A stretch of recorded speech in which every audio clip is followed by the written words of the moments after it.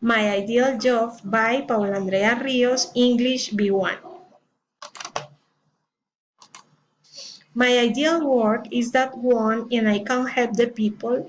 I want to start my own business.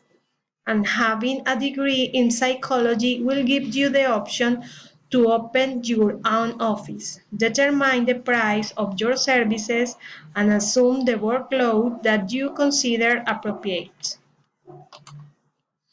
I want to share knowledge and skills and gain opportunities for career advancement. So, my practice is a real oasis of relaxation and you will enjoy a pleasant atmosphere.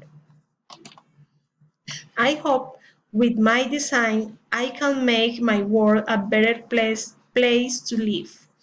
My plan barely graduated from psychology through a distance learning program and hopes to eventually work as a health professional providing services to people living with HIV and others.